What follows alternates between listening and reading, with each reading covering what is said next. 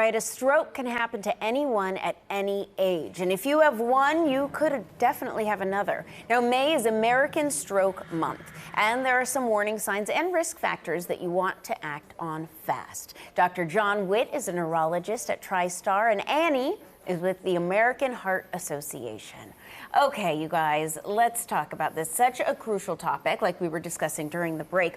Let's start with the risk factors. What makes somebody possibly more prone to having a stroke? Do you want to start? Sure. Well, the big five are going to be high blood pressure, hypertension, diabetes, high cholesterol, smoking, and certain heart conditions like atrial fibrillation. And to those we might add obesity and a sedentary lifestyle. Okay. Here locally, we've been focusing a lot on hypertension, high blood pressure. So that hypertension is often called the silent killer because you don't know you have it. And we know that about 40 or 50% of people in Middle Tennessee have high blood pressure. So we do a lot here in our community to help make sure people are screened for high blood pressure and that when you go to the doctor, you're getting high quality care for your high blood pressure. Interesting, the silent killer, that's scary. What are the warning signs of a stroke? If somebody is in the midst or it's coming on, what can someone do, or what are you looking for? Yeah.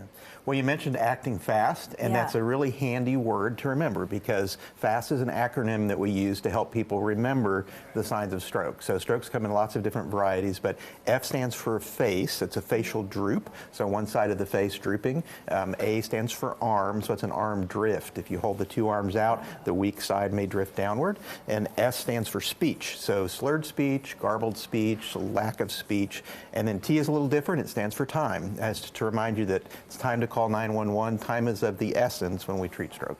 And I know we had that graphic up, so show again that arm thing. So it's always if one arm Simplest way to do it is like down. this, and one way goes down, typically the same side that the face is drooping.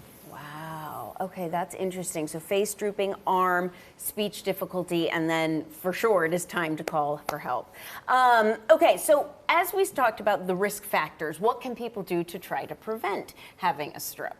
Well, one would be to make sure you're monitoring those essential risk factors like Dr. Witt mentioned. So check your blood pressure, check your vitals, make sure you're seeing your primary care physician, and if any of those vitals need care, then make sure you're seeking that care. If you've had a stroke before, pay extra attention to those risk factors because you're at higher risk for a secondary stroke. And we were talking before about how, we talk a lot about cancers, we talk a lot about heart attacks, not things you want to talk about, but important things to talk about. We don't talk enough about strokes. And I think that's an important point to make because it can happen to any age. Are you seeing any trends when it comes to strokes now? Anything different than it used to be, or kind of the same? Well, a lot is the same. Stroke is still the 5th leading cause of death in the United States. About 1 in 5 people will have a stroke. For instance, women between the age of 55 and 75, 1 in 5 in that small age range will have a stroke. And worldwide, it's the leading cause of chronic adult disability. And so those things have not changed. What is perhaps new is some focus on different things.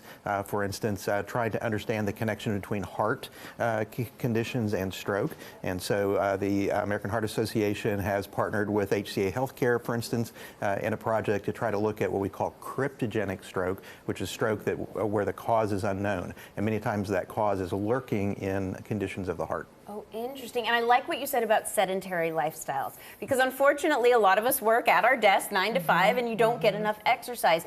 Is exercise as important as we think it is, or as it should be? And exercise is important in its own right, but it also helps with control of blood pressure, with weight, and some of those other secondary risk factors. So exercise is important. Well, thank you both for being here and talking about this very, very important topic. Everybody, get involved, read more, learn more, get your questions answered.